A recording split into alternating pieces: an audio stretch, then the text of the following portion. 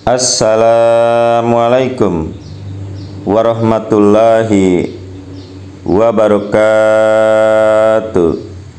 Jumpa lagi para pendengar Pelita Ilahi yang dianugerahi kasih sayang ilahi dalam lanjutan mutalaah buku Kemenangan Islam karya Hadrat Imam Mahdi wa Masih Maud alaihissalam, memasuki penjelasan yang kedua berkenaan dengan ada dua Al-Masih dan Al-Masih yang kedua telah datang. Zaman kita ini adalah zaman ketika penitik beratan bentuk-bentuk lahiriah dan ketidakacuhan terhadap kerohanian dan kesolehan yang sejati berada pada tingkat puncaknya. Demikian pula halnya sirnanya kejujuran serta keikhlasan dan kurangnya perhatian pada kebenaran dan kesucian. Juga demikian kecintaan pada kekayaan dan keduniawian. Semua keburukan ini merajalela di atas orang-orang Yahudi pada zaman Yesus putra Maryam. Orang-orang Yahudi pada saat kedatangan Yesus telah jauh dari akhlak sejati. Sebabkan akhlak dalam kehidupan mereka hanya tinggal bentuk-bentuk lahiriah dan kebiasaan-kebiasaan, kejujuran dan kebenaran. Kesucian batin dan rasa keadilan telah sirna dari tengah-tengah mereka. Rasa persaudaraan dan kedermawanan tidak dikenal lagi. Menyembah makhluk dengan berbagai macamnya sudah melembaga. Demikian pula halnya di zaman kita ini. Semua keburukan ini telah menampakkan diri. Barang-barang halal tidak lagi diterima dan dipergunakan dengan rasa syukur serta rendah hati sebagaimana mestinya. Barang-barang haram tidak lagi dijauhi dengan rasa muak dan benci yang seharusnya.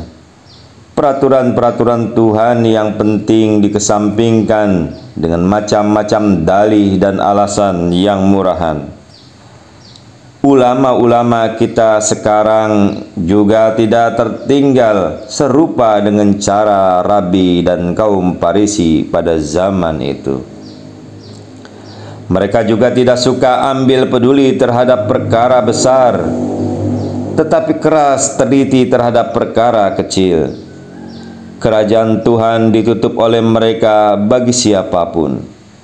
Mereka sendiri tidak memasukinya, namun juga tidak membiarkan orang lain memasukinya. Memang mereka menghabiskan waktu yang lama untuk melakukan sholat sehari-hari, akan tetapi kalbu mereka kosong dari kecintaan kepada Tuhan yang sejati. Dan daripada merasakan keagungan dan kebesarannya, dari atas mimbar mereka menyampaikan khotbah yang bisa membuat orang terharu. Akan tetapi amal perbuatan mereka tidak selaras dengan khutbah mereka.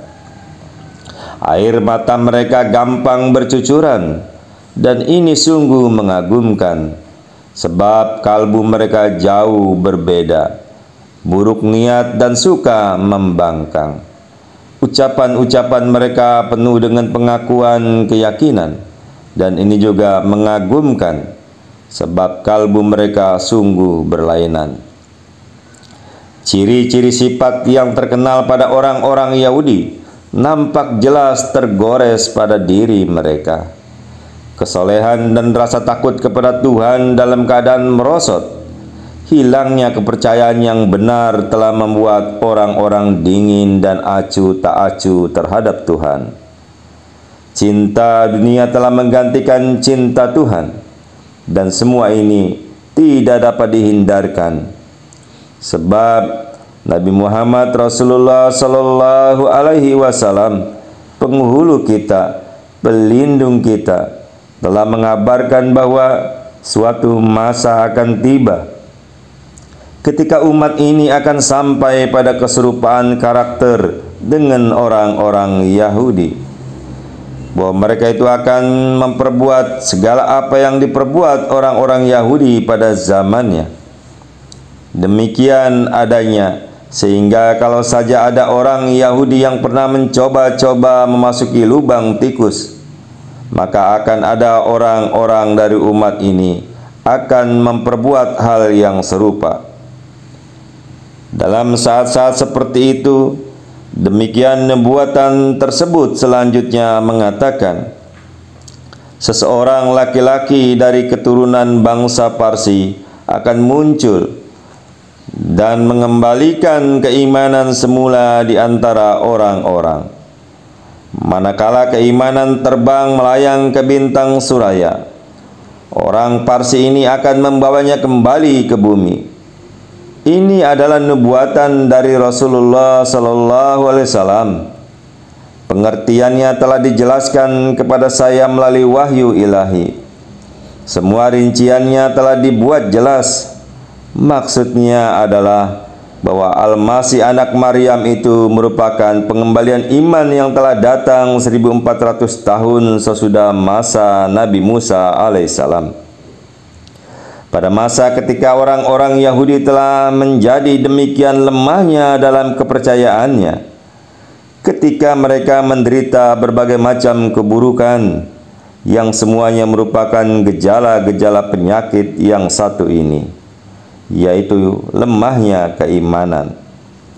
Maka sekarang lebih 1400 tahun setelah kedatangan Nabi Muhammad Rasulullah sallallahu alaihi wasallam, umat ini pun telah sampai pada penderitaan yang disebabkan oleh keburukan-keburukan yang sama seperti halnya orang-orang Yahudi telah menderita dengannya pada zamannya.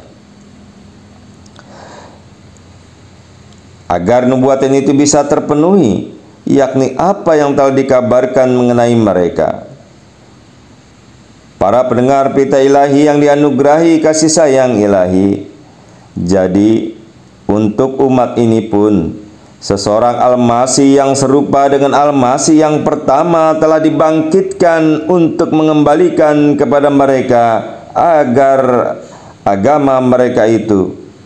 Tuhan yang Maha Perkasa telah memperbuat ini dari sebab kekuasaan dan kasih sayangnya nan tak tertepi. Al-Masih yang akan datang itu telah datang. Terimalah dia bila kamu mau. Mereka yang punya telinga untuk mendengar, biarlah mereka mendengar. Ini adalah perbuatan Tuhan yang Maha Perkasa, ajaib dalam pandangan manusia. Bila ada mereka yang mau mengingkari, maka ingatlah bahwa pendakwa-pendakwa yang benar pun telah diingkari sebelum ini. Nabi Yahya anaknya Nabi Zakaria diingkari orang-orang Yahudi. Akan tetapi Al-Masih bersaksi atas kebenarannya dengan mengatakan bahwa dia itulah yang telah diangkat ke langit, dan yang kedatangannya kembali dari langit telah terlebih dahulu diberitakan dalam kitab-kitab suci.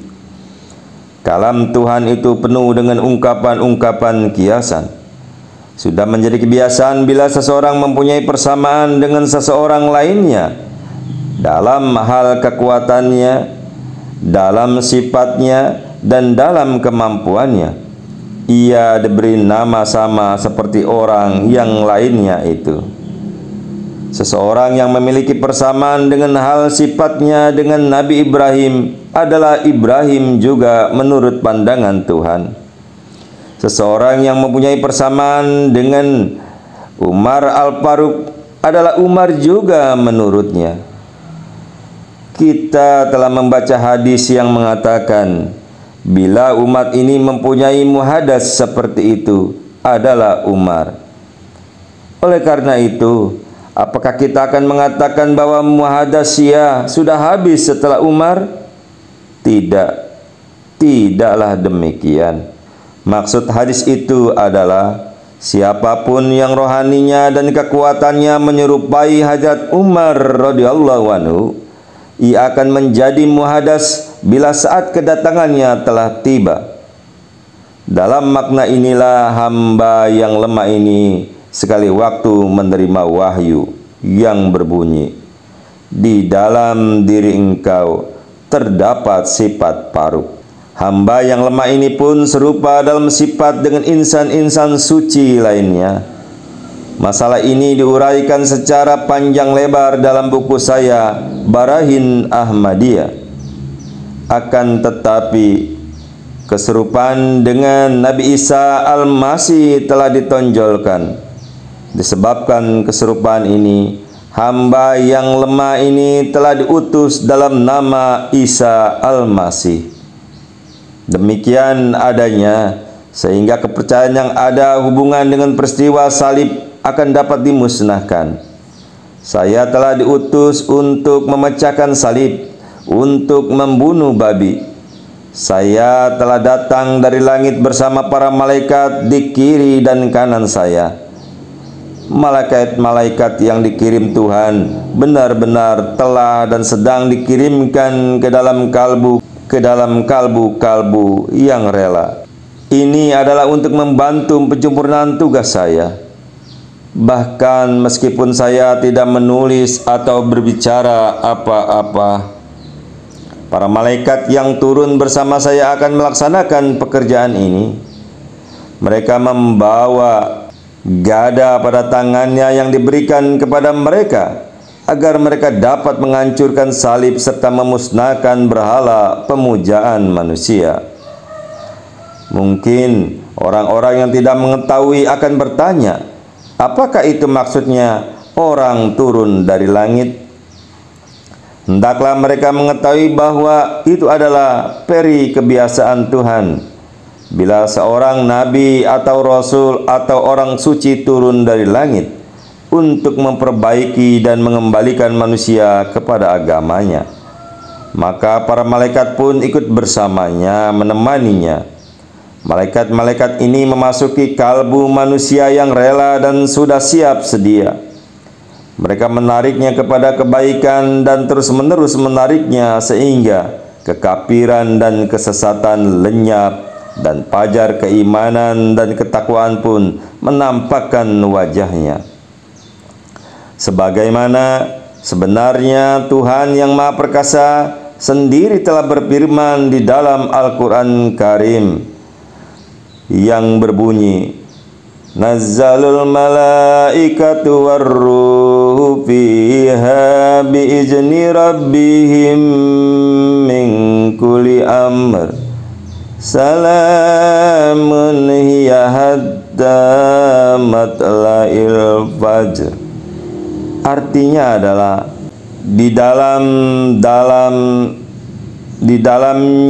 dalam malam kekuasaan itu turun malaikat-malaikat beserta suatu roh baru, semuanya atas perintah Tuhan mereka, dan diberi tugas dengan setiap macam urusan, damai sejahtera sampai terbit sang fajar.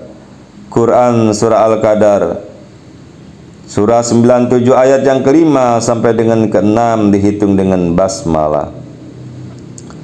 Turun dari langit, yakni para malaikat dan Rohul Kudus, hanya terjadi bila seorang manusia agung yang terpilih dengan menyandang kekalipahan serta dianugerahi wahyu ilahi turun ke atas bumi.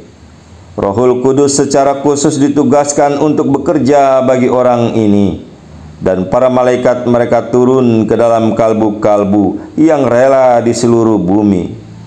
Kemudian bila mana ada mereka yang berhati baik dan berkemampuan, nur yang dipancarkan oleh orang ini turun.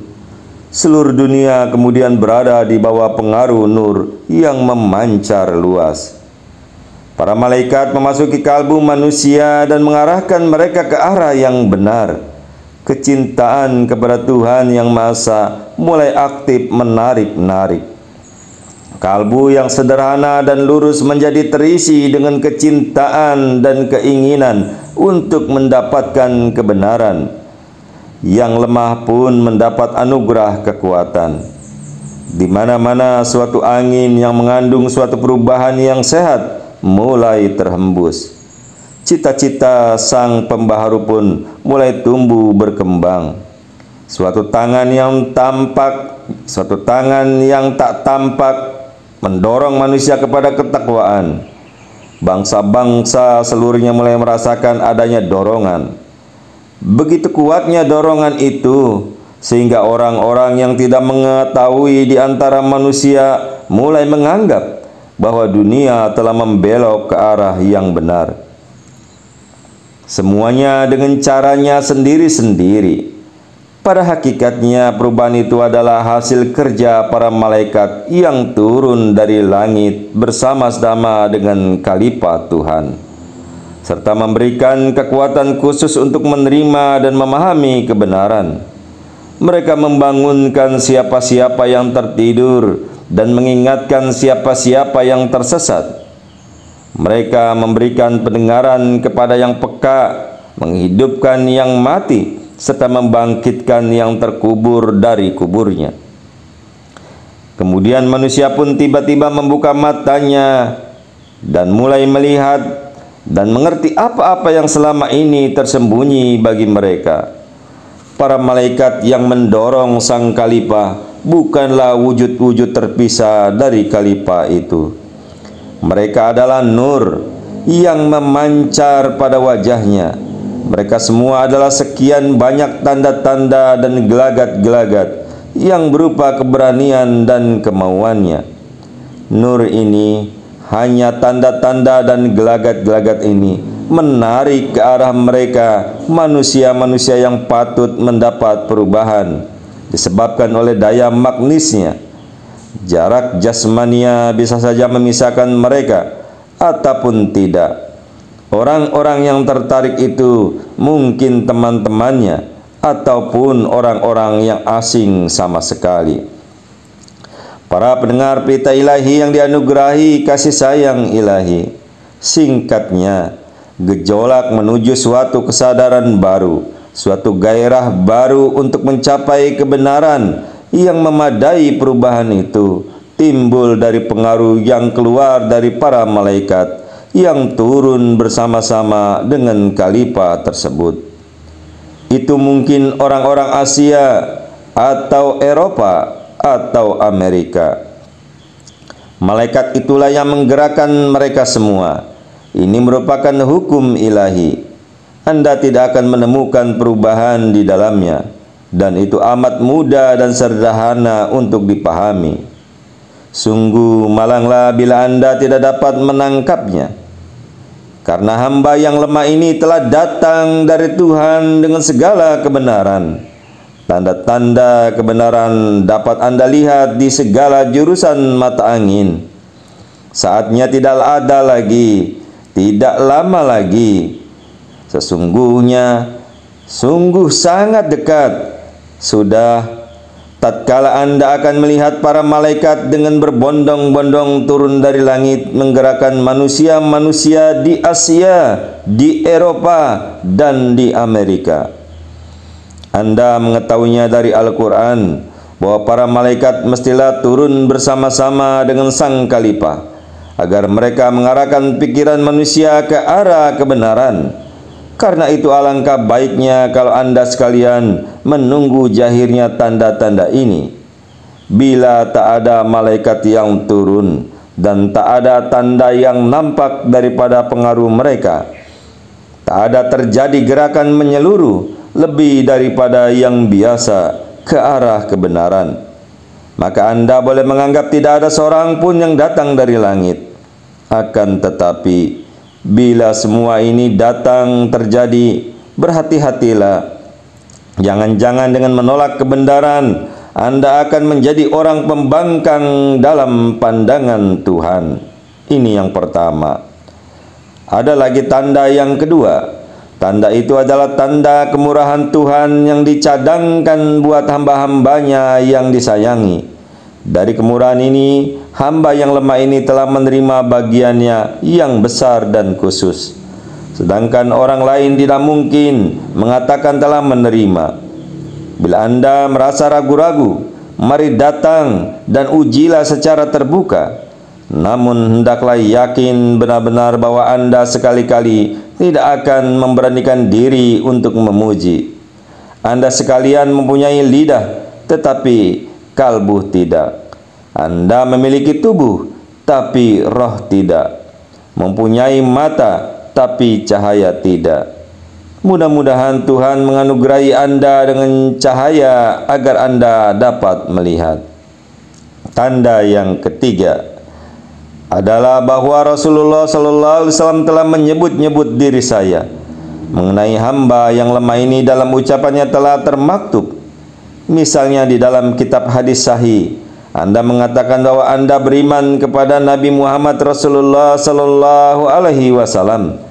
Namun Anda tidak memperhatikan apa yang diucapkannya.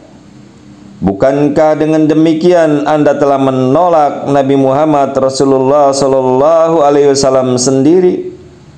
Bisa jadi ini timbul dari sikap tak bersahabat yang tidak disadari dalam diri Anda kepada beliau Rasulullah sallallahu alaihi wasallam. Pikiran Anda menyemangati penolakan terhadap ucapan Rasulullah sallallahu alaihi wasallam dan bukannya menguatkan. Para pendengar pelita ilahi yang dianugerahi kasih sayang ilahi, sekarang ini banyak di antara kalian yang akan menulis fatwa kufur. Banyak yang ingin maju ke muka untuk membunuh bila hal itu memungkinkan. Namun kebetulan pemerintah ini lain. Pemerintah tidaklah dijalankan oleh orang-orang yang mudah dihasut atau miskin pengertian dan kurang toleransi. Pemerintah ini tidak mendukung cara-cara yang orang Yahudi, yakni cara berpikir Yahudi. Memang benar bahwa pemerintah ini hanya sedikit mengetahui tentang agama-agama yang benar, keindahan dan keberkatan-keberkatannya. Namun pemerintah ini berlipat kali jauh lebih baik daripada pemerintahan Herodes yang harus dihadapi oleh Al-Masih anak Maryam yang pertama. Pemerintah ini juga lebih baik lagi daripada pemerintahan Muslim zaman ini dalam memberikan pelayanan keamanan dan kesejahteraan, memberikan kebebasan dan hak-hak rakyat, pendidikan, keadilan melalui pengadilan-pengadilan, dan pengawasan serta penghukum para pelanggar peraturan. Dalam perkara ini ada terdapat kesejaran yang bermakna disebabkan oleh kebijaksanaan Tuhan. Nabi Isa alaihissalam tidak diutus pada masa kemegahan dan kedaulatan Yahudi. Hal serupa juga mendapat perhatian Tuhan dalam perkara hamba yang lemah ini, yaitu sebagai Al-Masih kedua. Oleh karena itu, bila sekarang ini ada orang-orang yang mengingkari seraya mengejek, maka hal itu tidak perlu disedihkan. Sebab orang-orang kafir zaman silam pun memberi perlakuan lebih parah lagi dibandingkan dengan ini terhadap nabi-nabi mereka. Al-Masih anak Maryam diejek dan dicaci. Saudara-saudaranya sendiri lahir dari ibu yang sama bersekongkol untuk memenjarakan beliau sebagai orang yang tak waras. Musuh-musuhnya berkali-kali berusaha membunuhnya. Ia dilempari dan diludahi dan akhirnya dipakukan pada salib dengan keyakinan bahwa mereka telah menghabisinya. Namun ia tetap hidup. Tulang-tulangnya belum lagi dipatahkan, dan seseorang yang percaya secara diam-diam serta warga kota yang berniat baik telah menyelamatkannya. Ia diangkat ke langit setelah ia menjalani sisa tahun-tahun kehidupannya. Pada pengikutnya, teman-temannya, dan sahabat-sahabatnya juga terbukti lemah. Salah seorang di antara mereka membelot daripadanya demi uang sogokan sebesar 30 keping perak. Seorang lainnya mengutuknya dan menudihnya secara terang-terangan. Sedangkan yang lainnya yang juga mengaku taat menghilang. Mereka sampai mempunyai berbagai kesaksian tentang Al-Masih. Namun Beliau benar dalam segala dakwaannya. Oleh karena itu, Tuhan menghidupkan kembali misinya setelah beliau meninggal. Kebangkitan Nabi Isa alaihissalam sebagaimana dipercayai oleh orang-orang Kristen bukanlah secara jasmani. Kebangkitan itu bukanlah kebangkitan pribadi orangnya. Kebangkitan itu adalah kebangkitan agamanya. Agamanya lah yang dibangkitkan. Demikian pula Tuhan telah menyampaikan kepada saya kabar suka, yakni aku akan memberikan kepadamu kehidupan yang baru setelah kematian.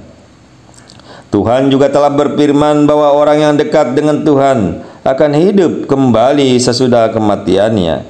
Dia telah berfirman, aku akan menampakkan diriku dalam kilat. Aku akan menampakkan kekuatanku dengan membangkitkan engkau. Kehidupanku kedua yang dikabarkan di sini, maksudnya adalah kehidupan misiku serta tujuan-tujuanku. Namun tidak banyak yang mengerti akan rahasia-rahasia ini. Penulis Hadrat Mirza Ghulam Ahmad alaihissalam, pendiri Jamaah Ahmadiyah yang merupakan Imam Mahdi dan masih maut di akhir zaman ini. Itulah para pendengar berita ilahi yang dianugerahi kasih sayang ilahi. Berkenaan dengan Al-Masih itu ada dua. Satu di zaman Kristen dan kedua di zaman Islam ini. Dan Al-Masih yang kedua di dalam Islam ini telah datang ke dunia ini untuk seluruh umat manusia di dunia.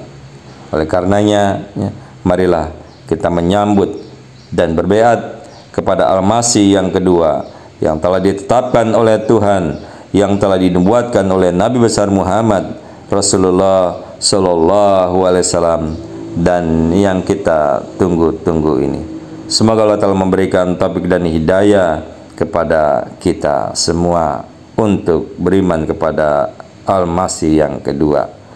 Allahumma amin. Assalamualaikum warahmatullahi wabarakatuh.